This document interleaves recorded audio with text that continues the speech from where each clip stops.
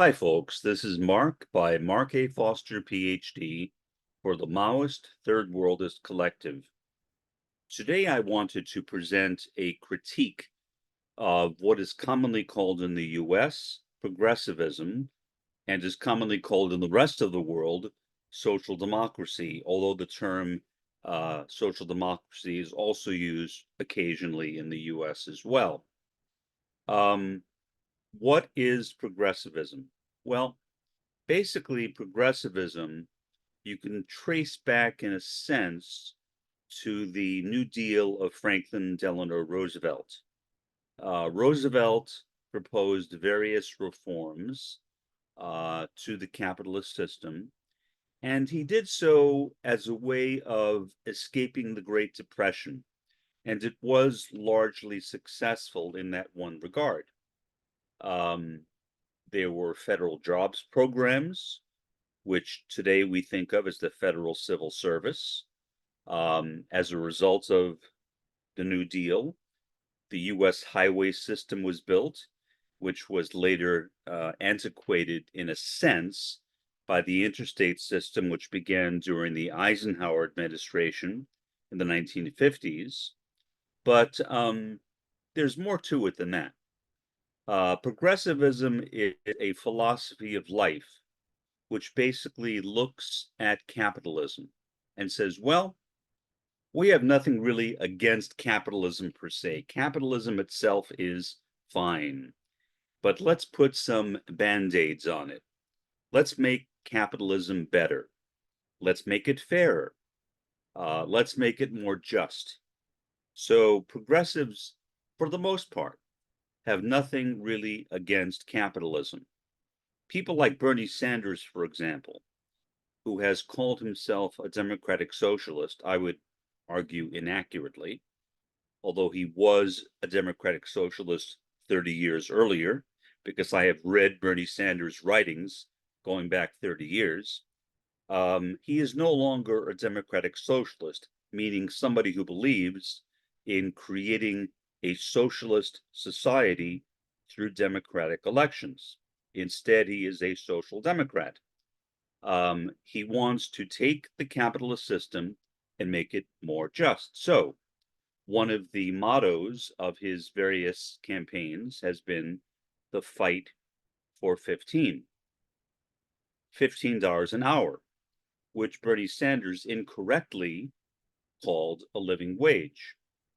Why is that incorrect? Well, because anywhere you go in the United States, anywhere, literally, if you are only making $15 an hour and you are trying to support a family on that wage, you are by definition poor.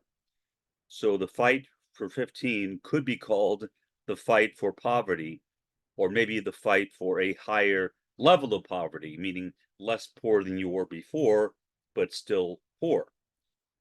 So progressivism, I think, has a lot of faults to it, a lot of problems to it.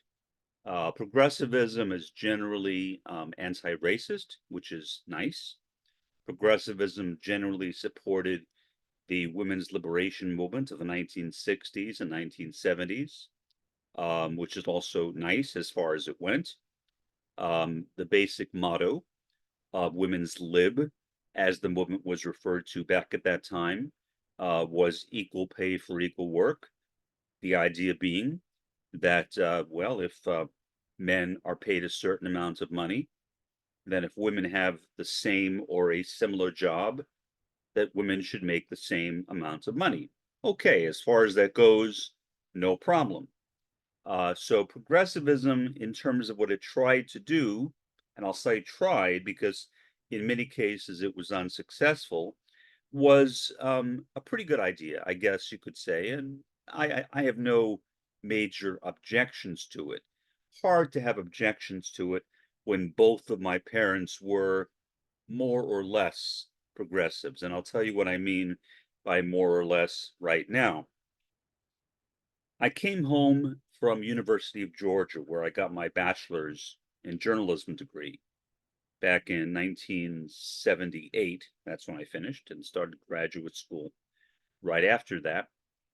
And got into a conversation with my father, my late father, about the idea of equal pay for equal work. And I expected my father, since I always thought of him as being what today we would call a progressive, what back then we'd simply called a liberal, um, to agree with me and to acknowledge the fact that, yeah, of course, it makes sense that women should get paid the same as men for the same or similar jobs. But he did not agree with me, and I could not understand why. I was totally flummoxed by him at that point. And so when he said, no, I don't think that's right. I don't think women should get the same amounts of money as men. Well, I would ask my students that. And once in a while, a student would get the right answer. By right answer, I mean they would guess what my father said. So let me see if you can figure out what my father said. What do you think he said when I said equal pay for equal work and he disagreed with me? I'll give you 5 seconds. 5, 4, 3, 2, 1. Okay, let's see if you got it. Because they are women. That was his response. Because they are women. Needless to say, my father and I immediately had an argument. I was totally floored by what he said to me. I could not believe that a man of his time, 1970s, would still have such outdated ideas. But now, in retrospect, I realized that my father was born in 1919, the same year that the great Red Rosa Luxemburg was assassinated in Berlin, Germany. And he was a veteran of World War II in an army that was basically an all-male army, meaning only men fought in the army. And he grew up in basically a world where men had privileges and women did not. So really, should I have been surprised? Maybe not. Maybe not. I was, but maybe I should not have been. My father was certainly not saying that to be cruel or nasty. He was simply expressing that as a very deep-seated conviction that men should make more money than women. And so it was very strange at the time, but now, as I said, yeah, I can kind of understand where he was coming from, but only kind of, not completely. It still seems very weird to me. Okay, so that was one part of progressivism, the idea that if men are paid a certain amount of money, then by logic, women should be paid the same amount of money. Also, the concept of racial equality. I myself was very much of an anti-racist during the civil rights movement of the 1960s and early 1970s. There was a kind of overlap in time between the civil rights movement and the women's liberation movement. Which came first is hard to say because they both kind of started at roughly the same time. But if you had to pick one first, you would say civil rights, since you can literally trace civil rights back to the 1950s, sort of. But really, it did not take off until the 1960s and then a little bit into the 1970s. But being an anti-racist, being opposed to racism, when racism simply became unpopular, what happens at that time is that the term Negro was no longer used in referring to people. It is still used in other contexts, like, for example, the Negro Baseball League. But in terms of actually calling people by that term, no longer used. And of course, the N word, which I will not repeat, obviously, here, was seen as being a pejorative. I mean, I guess it always was a pejorative, but it was kind of an acceptable pejorative. I mean, growing up as a little kid, I heard people use the N-word all the time, and people kind of did it kind of unthinkingly. I don't necessarily think people were always trying to be cruel, but obviously the N-word is cruel since it expresses disdain for people of color. And but at that time, it was simply seen as being, well, that's just how we refer to people like this.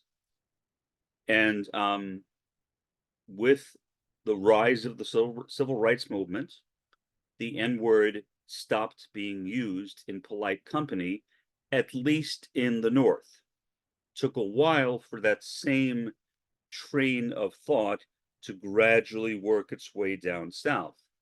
But in the North anyway, people didn't use the N-word anymore, and gradually the word Negro also stopped being used.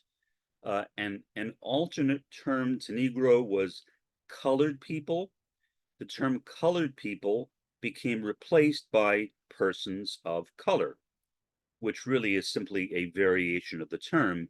But colored people was seen as being rude. People of color or persons of color was not seen and is still not seen generally as being rude, although the term people of color has been expanded. Not too long ago, for example, a term that was commonly used was Black and ethnic people, people who are Black and ethnic. As a sociologist, I always found that term confusing because in sociology, we use the word ethnic to refer to people of different cultural backgrounds. But in the context of Black and ethnic people, ethnic basically meant anybody who was darker skinned but was not African American. And so what happened is the term Black and ethnic people became replaced with Black and brown people, which is the term used today. Initially in the 1960s, early 1970s, the term Afro-American people rose to prominence. Later on, the term Afro-American was replaced by African American, and the term African American is still used today. So what all that demonstrates is the growth in the progressive movement. The stress on finding increasingly less offensive terms. Some people on the right referred to that as political correctness, using the correct terms, as opposed to the incorrect terms, I guess. And yet people on the right have their own forms of political correctness. For example, the debate over evolution and creationism, the insistence by many people on the right that creationism, or later intelligent design, which is simply a variation of creationism, should be taught alongside of evolution. So that really, in a way, is also a kind of political correctness. Also, something that was popularized on Fox News Channel, especially by the former Fox News anchor Bill O'Reilly, was the so-called war on Christmas. Now, has there ever been a war on Christmas? No, at least not as far as I know. And yet, what Bill O'Reilly meant by the war on Christmas was the fact that people were saying Happy Holidays rather than Merry Christmas, or Merry Christmas and Happy New Year. Well, as somebody who does not come from a Christian background, but rather from a Jewish background, although my family was non-practicing, we generally did not say Merry Christmas. We generally said Happy Hanukkah. And so when we were addressing people who were not Jewish, we would commonly say Happy Holidays. So in a sense, that was the right, people on the right, people who are conservative, trying to impose their own religion upon people who had no connection with their religion, insisting that people say Merry Christmas. Now, my own solution to that problem, which I think is the logical solution, is that I simply say what other people say. So if somebody says to me, Happy Holidays, I will say Happy Holidays. If somebody says to me, Merry Christmas, I will say Merry Christmas. If somebody says Happy Kwanzaa, I will say Happy Kwanzaa. Whatever. In other words, I will simply follow the lead of the other person. So I think that that problem can be addressed rather simply without getting into these kind of ridiculous claims about a war on Christmas.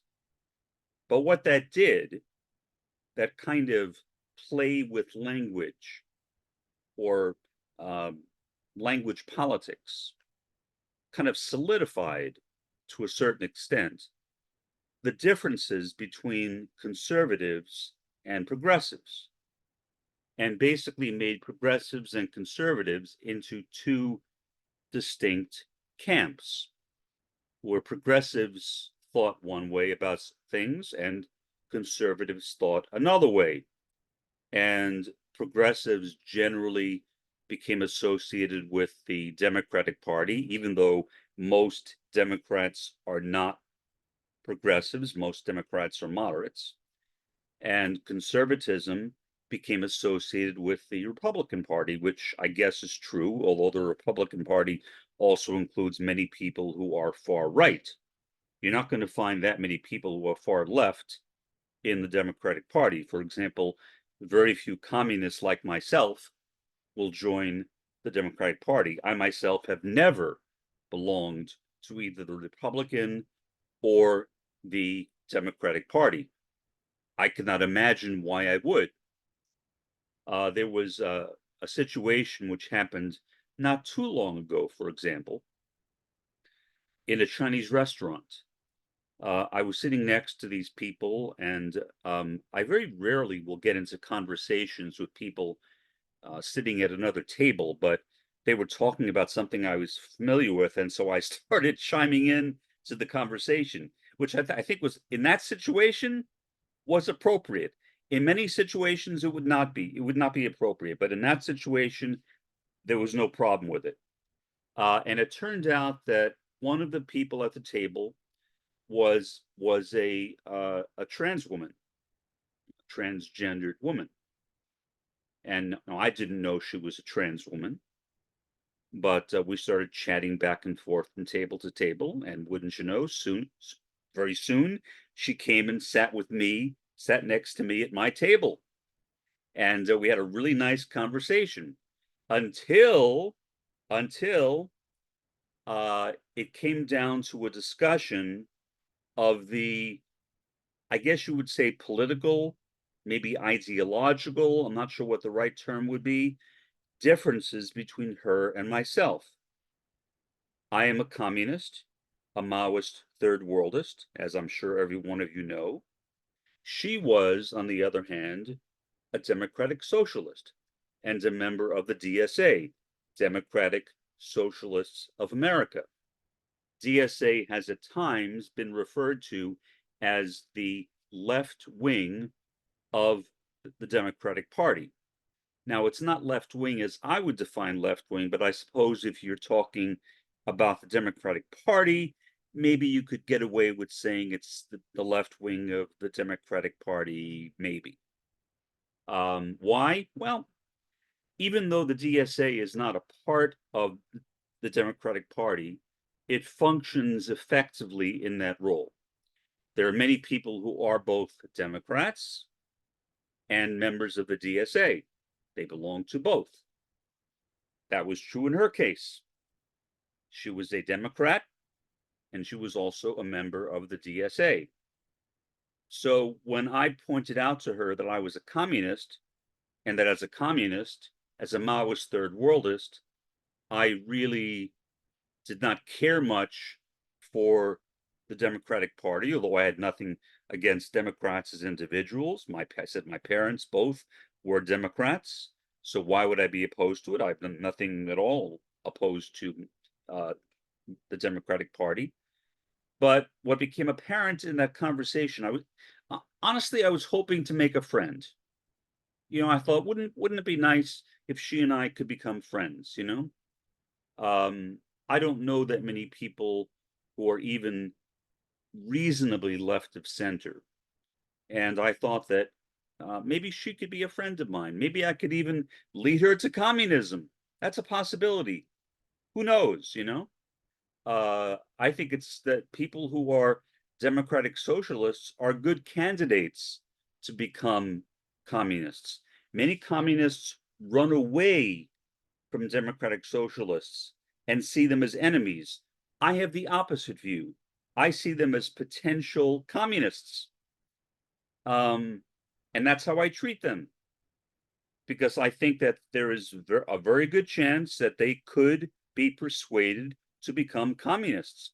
Even, maybe I should say, not even, but especially Maoist-Third worldists, because of the inherent compassion toward the third world, which is built into Maoism and third worldism. But that was not to be. She gave me her phone number. I gave her my phone number. I texted her. She texted me back in a very polite way, but I could tell it was maybe overly formal. I returned her text and I never heard from her again. Why?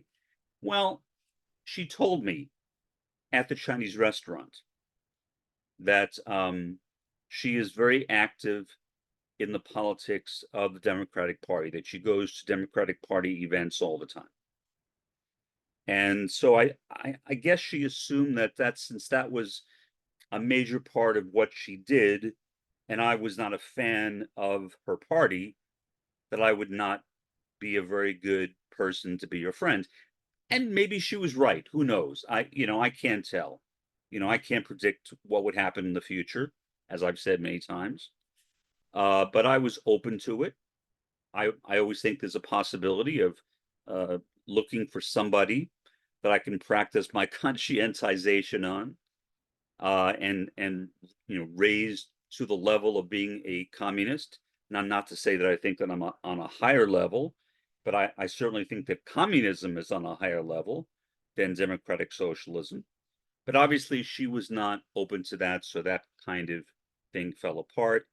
That was roughly 6 to 8 months ago, so I doubt that I will ever speak with her again. So, progressivism is, I guess you could say, it's left of center. Some progressives call themselves leftists. I wish they wouldn't do that. I really do, but that's up to them. I'm not a thought police. I have no desire to be anyone's thought police. I'm not going to tell a progressive, don't call yourself a leftist, even though I think that person is not a leftist. And I wish that person would not call herself or himself a leftist. But that's up to that person. It's not up to me. That person certainly has a right to call herself or himself whatever that person wants to call herself or himself. So I leave that alone. I have in the past gotten into arguments online with people over that issue, and in retrospect, I think it was silly. Like, if any of you know of the David Pakman Show, which is a podcast broadcast right here on YouTube, I have watched that show from time to time. David Pakman was born, I believe, in Venezuela, although it might be Argentina. But he was actually, his family was originally from Europe. So he is an Ashkenazi Jew, not a Sephardic Jew, which you would expect people in South America to be, but he was not that. And as a young child, his family migrated from South America to Boston. And he grew up in Boston, and now he lives in New York City, where he produces his podcast. And it is one of the highest ranked progressive podcasts on YouTube. And one time, when David Pakman referred to himself as a leftist, I objected. and I stated my objection in the comments section, thinking it was pretty innocuous. I really didn't expect anything to come of it, even though maybe I shouldn't have done it, because something did come of it. David Pakman himself responded to me and argued with me, saying, yes, he really was a leftist, and yes, progressivism really is leftism. And I said, well, David, you are entitled to your opinion, but again, you are talking to a communist, to a Maoist-Third worldist, and we define leftism as communism. And since you are not a communist, as you yourself have said on your show, I would not define you as a leftist. And that was the end of the conversation. I tried to end it on a somewhat upbeat note, expressing my view, but also allowing him to have his own view as well. So leftists, communists, what I mean by communists, leftists, and progressives generally do not see eye to eye on a lot of issues. Progressives want to fix capitalism, to make capitalism better. They are not opposed in principle to private property, to private ownership of corporations. As a communist, I am. Okay? As a communist, I would also distinguish between private property and personal property. For example, this webcam that I'm talking into is my personal property. This microphone that I'm speaking into is my personal property. This condo that I am living in, with 91 condos in this complex, is my private property. I own it. And I have no reservations at all about saying I own it. This silly looking cap that I'm wearing is my private property, is from my personal property rather. This shirt that I have on is my personal property. Private property is something different. Private property refers to when you have a factory and you actually own the means of production.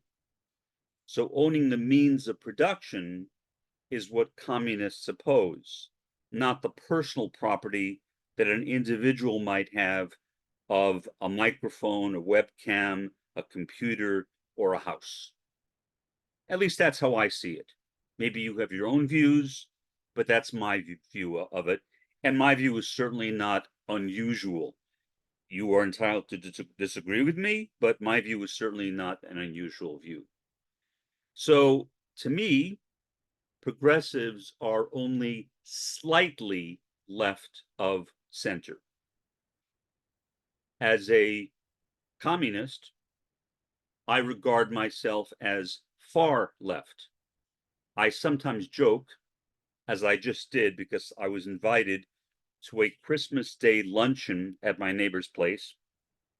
And I joked and I said that I might be very well the most left-wing person in the Rio Grande Valley of Texas. And I was serious. When I say that, I don't know if people realize I'm being serious. Maybe they do, some people. But I am being serious when I say that. I have not met anyone since I've been living here, which is now a year and a half, who was further to the left than me. Now, have I spoken with every single person here? No.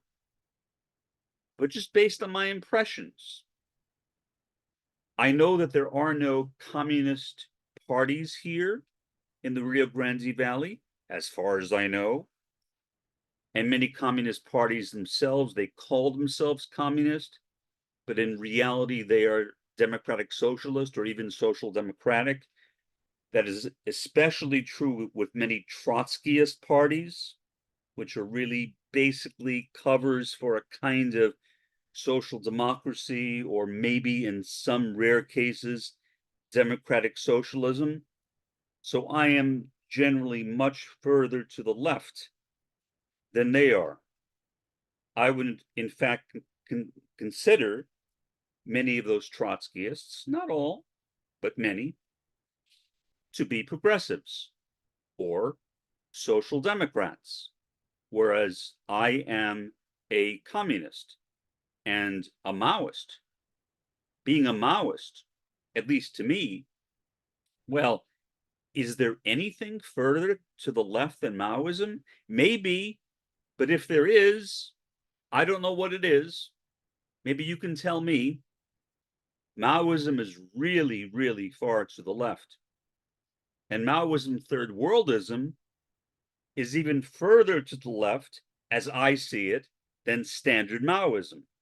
There is not just one Maoism, there are many Maoisms, which is true of most communist tendencies. They're divided and divided and divided and divided. Makes it confusing. And I honestly, I wish it were not like that. Be nice if we all saw things the same way, but that's kind of hard to do because we're all individuals and we have our own ways of looking at the world. All I can say is that I am not a progressive. I never have been a progressive. I have always been a revolutionary. My views have always been that we needed to totally do away with the capitalist system and replace it with a communist one.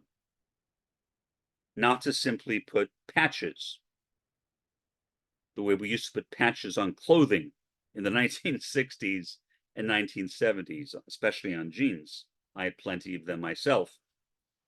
Putting patches on capitalism is not the answer, in my view. We need to demolish capitalism. And when I say demolish, I mean demolish. I'm not talking about reform. I'm not talking about elections. That's progressivism. I'm not talking about putting into office a communist person. A lot of Trotskyist parties, and even some Marxist-Leninist parties, will put forth communist candidates. Now, in some cases, they're doing it as a kind of entryism, a way of popularizing what they are doing. They realize they're not going to win, but they think, well, if we have a candidate, maybe we'll get more attention. So I can understand that. Do I think that is the most successful strategy that we can use as communists? No.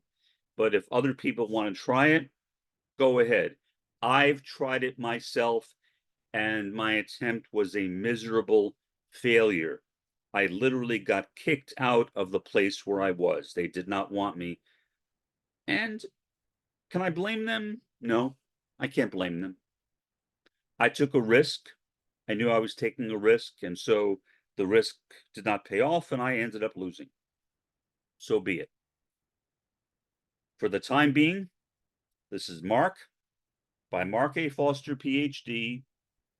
Have a pleasant day and an even better day tomorrow.